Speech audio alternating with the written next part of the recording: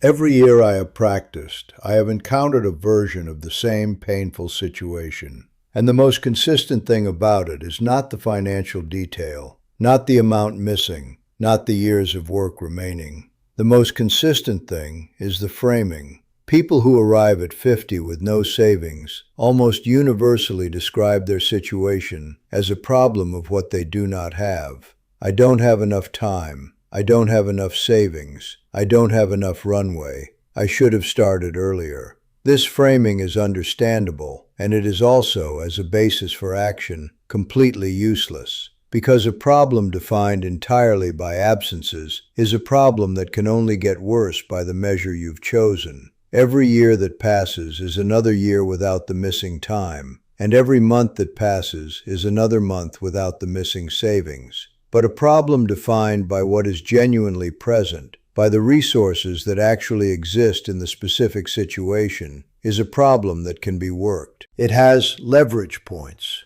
It has a trajectory that responds to action. My name is William Grant, and the revelation I want to build today is centered entirely on the reorientation I just described. Not the reorientation of perspective as a psychological exercise, but the reorientation of the analytical framework, from what is absent to what is present, as the necessary precondition for any plan that actually produces results.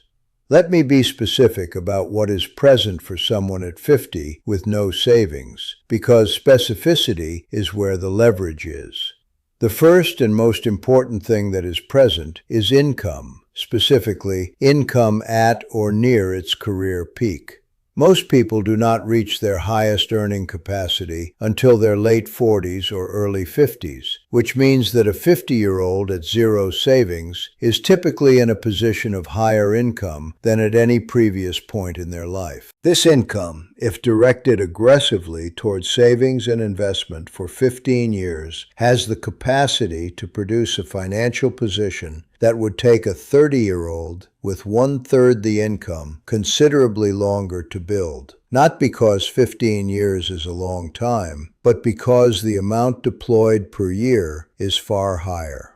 The arithmetic of this situation is not the arithmetic of despair. It is the arithmetic of late concentration, which is its own form of power. The second thing that is present is time. Not the 40 years that was not used, but the 15 years that remain. 15 years is sufficient time for meaningful compound growth to operate. Not the spectacular compound growth of someone who invested $20 a week for 40 years, but the compounding effect on the large amounts that high income and high savings rates can deploy over 15 years is genuinely significant and genuinely capable of producing financial security. Not the fantasy version of retirement, the functional version. The one where money arrives from assets that do not require daily labor to produce it, and where the absence of that labor income does not create a crisis.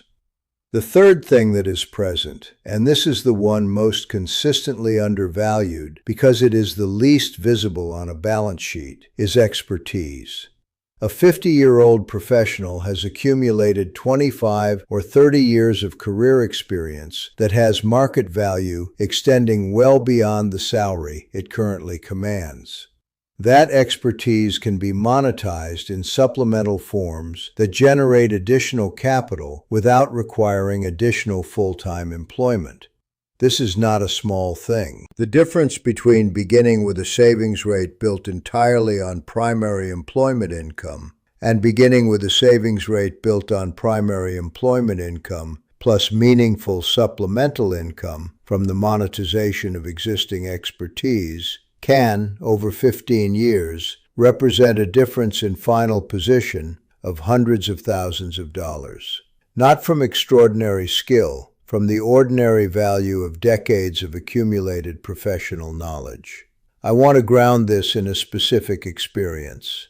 A woman named Beatrice came to me at 54, a nurse practitioner with 30 years of healthcare experience and a financial position that was, in concrete terms, zero. Not negligently zero, Her financial history included a period of supporting an adult child through an extended illness, a period of reduced work following her own health challenge, and a divorce at 51 that had consumed the modest savings that existed at that point. The circumstances were real, and they had consequences that were real.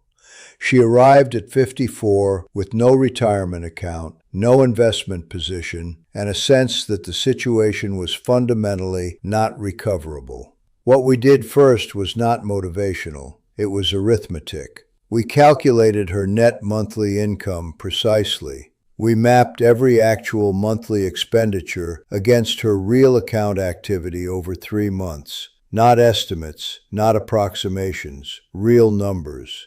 We identified the gap between those two figures. That gap, her actual monthly deployable capacity, was significantly larger than she had believed, for the reason I encounter consistently in this exercise. A meaningful portion of her spending was what I call expenditure momentum rather than genuine ongoing choice. Subscriptions, insurance arrangements, service contracts, and spending habits that had formed during earlier life stages and had continued not because she had recently chosen them, but because they had never been recently examined.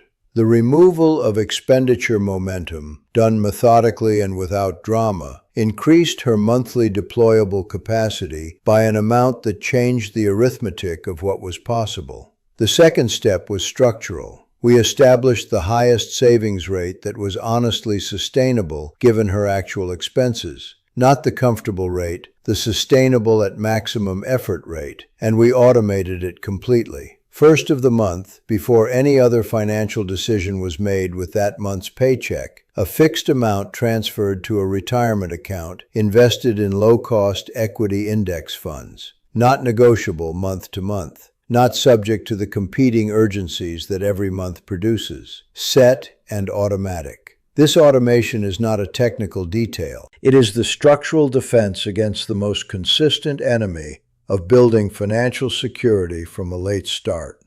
The endless supply of reasonable-sounding reasons to redirect this month's savings towards something that seems more immediately important.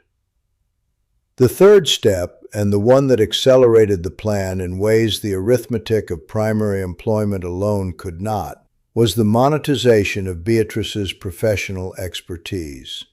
30 years of advanced nursing practice had built a depth of clinical knowledge, a network of professional relationships, and a demonstrated record of patient outcomes that was genuinely valuable in forms beyond her primary employment.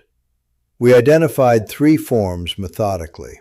First, continuing education instruction for nurses preparing for specialty certifications, a market that needs experienced clinicians as instructors, and that compensates them at rates meaningfully higher than standard hourly healthcare wages. Second, clinical consultation relationships with 2 home health agencies in her region that needed a nurse practitioner available for periodic case review and staff development. Third, a small telehealth practice that provided asynchronous healthcare consultation to patients with specific chronic conditions she had managed throughout her career. None of these was a second full-time job. Together, they added a monthly income stream that, directed entirely into the investment structure, meaningfully accelerated the trajectory of the plan.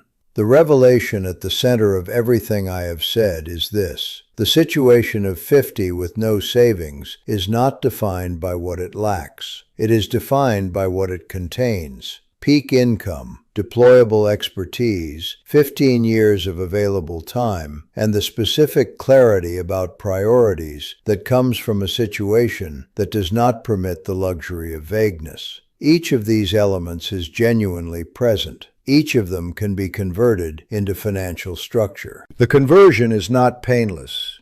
It requires a savings rate that is higher than comfortable, a discipline that is more demanding than optional, and an engagement with the monetization of expertise that requires initiative rather than waiting.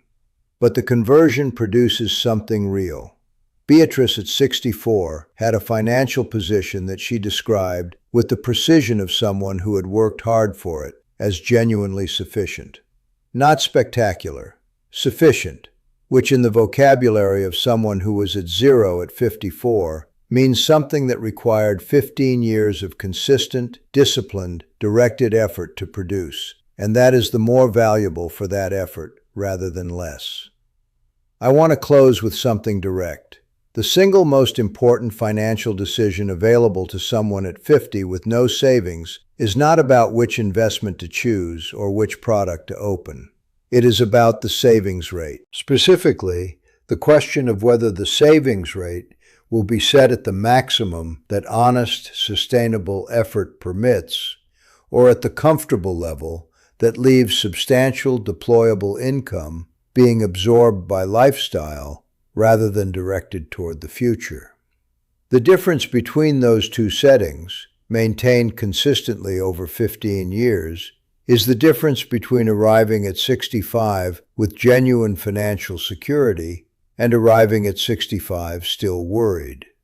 That decision is available today, not next month, today, before this conversation is fully absorbed and the comfortable inertia of the current arrangement reasserts itself.